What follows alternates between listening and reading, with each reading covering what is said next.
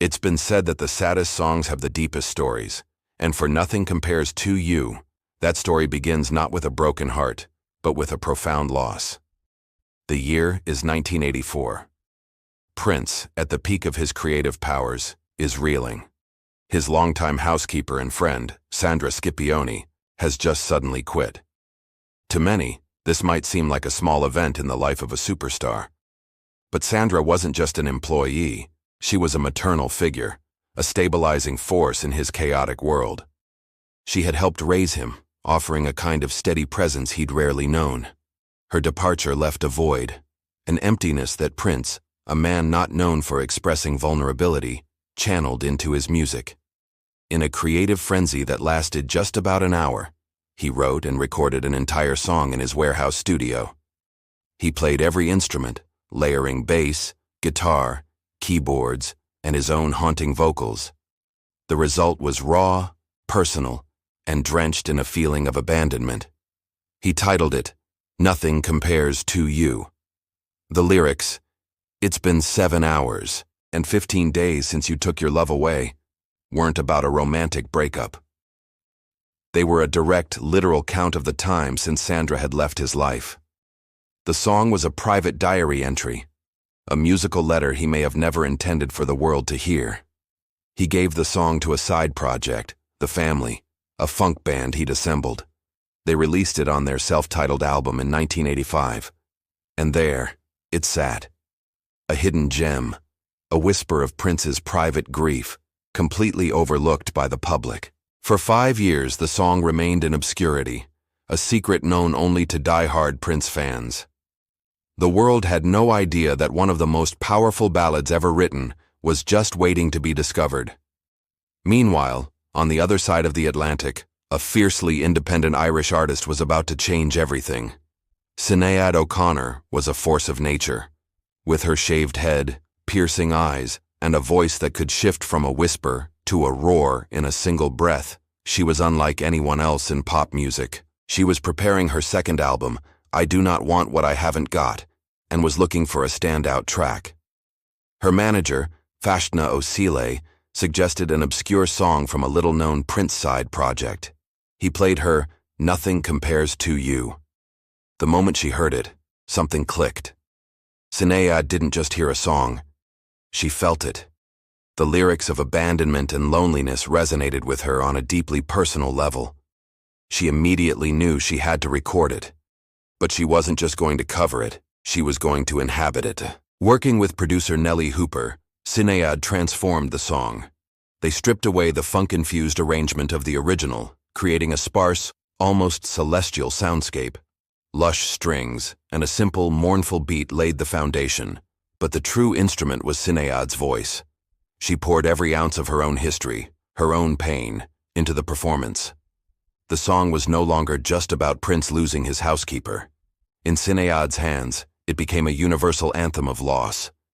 It was about losing a lover, a parent, a friend, losing a piece of yourself that you can never get back. Her delivery was breathtaking. The way her voice cracks on the line, "I could put my arms around every boy I see, but they'd only remind me of you," is a masterclass in emotional expression. She wasn't just singing words. She was reliving a feeling. The song was ready. Now it just needed a face. In 1990, the music video for Nothing Compares to You was released, and it stopped the world in its tracks. The concept was radically simple. Just a close-up of Sinéad O'Connor's face against a stark black background. There were no dancers, no flashy sets, no elaborate storyline. There was only her, and her eyes. For most of the video, she sings directly to the camera, her gaze unflinching, her expression a mix of sorrow and defiance. You can see every flicker of emotion pass across her face, but it's the video's final minute that cemented its place in cultural history. As the music swells and she sings the final verses, something extraordinary happens. A single tear forms in her left eye, pauses for a moment, and then slowly rolls down her cheek. Another follows from her right eye. It was completely unscripted. It was real. Director John Mayberry later revealed that he simply told her to think about something that made her sad. As she sang the line, "All the flowers that you planted, Mama, in the backyard, All died when you went away. Sinéad was thinking of her own mother, who had died in a car crash 5 years earlier. Their relationship had been complicated and often painful, but the grief was raw and unresolved. That tear wasn't for a fictional lover in a song. It was for her mom. In that moment, Sinéad O'Connor wasn't performing. She was grieving. And because of the raw, unfiltered honesty of that shot, millions of people around the world felt it with her. The video became an instant phenomenon, playing constantly on MTV. It turned Sinéad into a global superstar overnight, and the song shot to #1 in 17 countries. It was a perfect lightning-in-a-bottle moment where a song, an artist, and a visual came together to create something timeless. The song's power lies in its universality.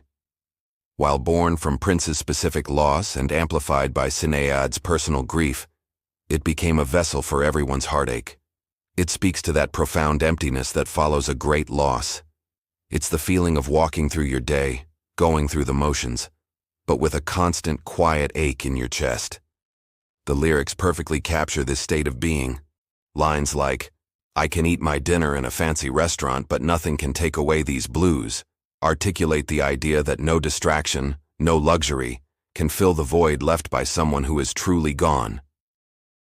The song isn't just about sadness. It's about the stubborn persistence of love. It's about a connection so deep that even after it's severed, it continues to define your world. Everything you see, everything you do, is measured against the memory of that person. Nothing compares. For Sinéad O'Connor, the song became both a blessing and a curse. It gave her worldwide fame, but it also typecast her as the sad, crying girl from the video. It was a perception that clashed with her true nature as a rebellious, outspoken artist who refused to play by the industry's rules.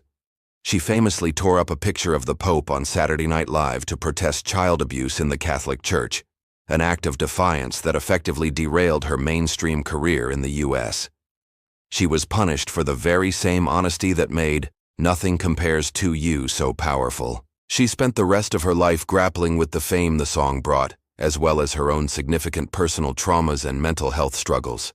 She was a warrior, a truth-teller, and a survivor, but the world often only saw the tear. And what of Prince?